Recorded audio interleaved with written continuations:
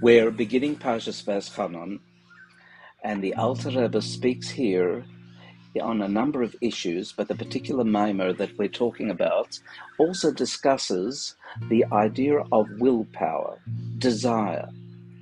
And the Alter Rebbe explains in terms of the Sefirot. Now you will recall that Sefirot are the tools that Hashem uses to create the world, so to speak.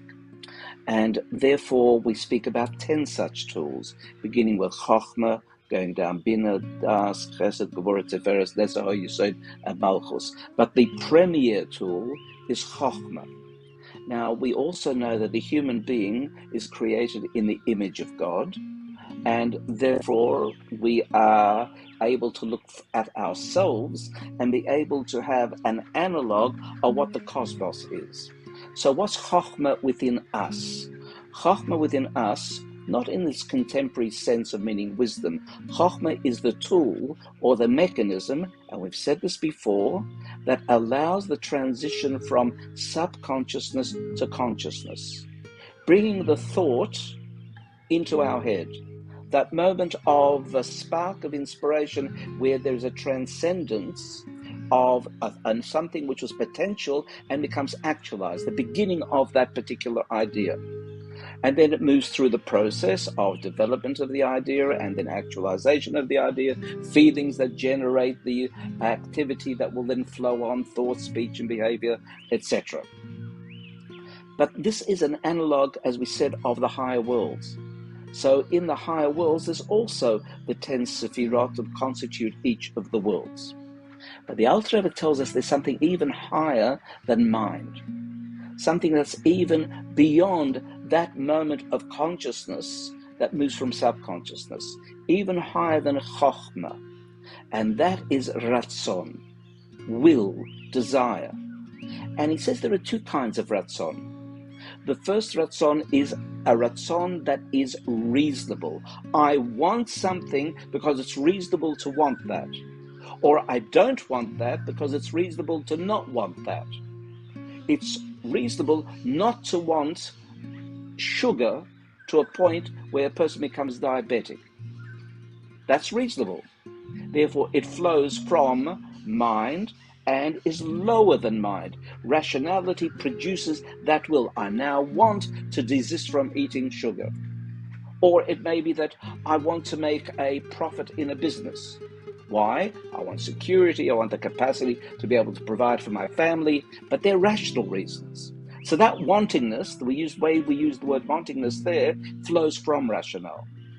But there's a higher wantingness that's beyond rationale, something that's embedded within our personality. I may want something despite it being not rational. In other words, I may want to have that a sugar fix, even though I know it's dangerous to continue to maintain that. Or there may be even other aspects which are part of our natural personality that we seek, even though it's not rational to seek them, whatever it might be. Overwork, whatever might be the case. But then there's the both higher and lower, as we've said, in the context of a human being and in context of the higher realms. So one has to analyze and recognize within oneself, what are the higher Ratzon aspects of my personality, those that are beyond rationale, and what are the ones that I have derived as a consequence of rationale, and analyze them and see if in fact they are wise or unwise. And if they come from beyond the rationale, do I have the capacity to overcome them, even if they are not wise for me to do so? I realize that I shouldn't have that tendency, even though it's innate, and can I do something about it? So let's see if we can do a little meditative exercise to have an insight within ourselves of these two levels of desire and want.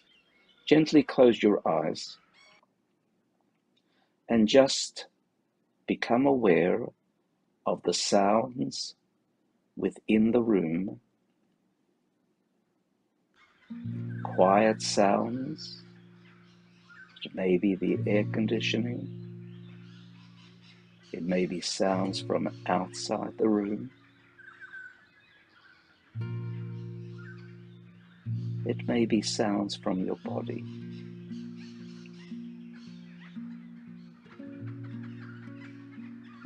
Turn inward and start to become aware of the things that you want in life. What are the things you most want in life? Consider 2 or 3. And then ask yourself, are these rational desires? Are these things that you want because it's reasonable to want them, or reasonable to desist from them?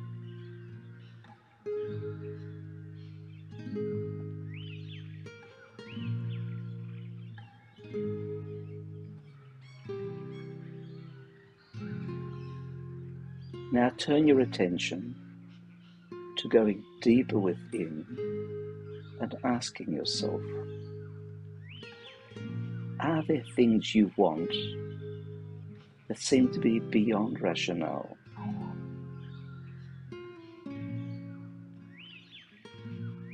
You want to believe in goodness, in Hashem, not necessarily rational, even if you can find rationales, but they may stem from something beyond rationale.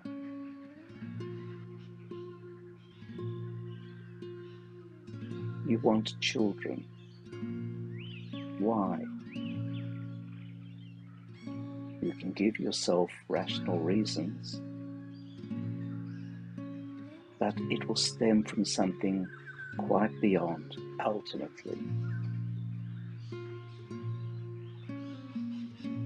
You want to love and be loved. You can give yourself reasons for that, but doesn't it flow from something higher that's even beyond reason?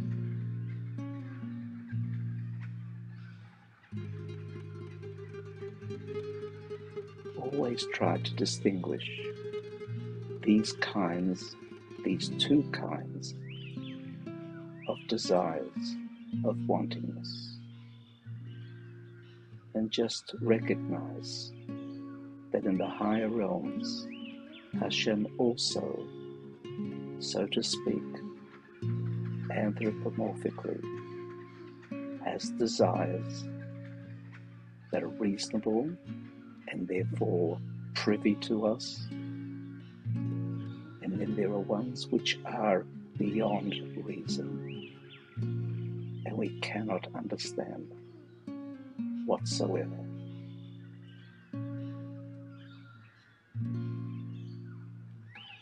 Gently open your eyes, coming all the way back, and having yourself a tool to be able to understand yourself better, and perhaps even understand Hashem better.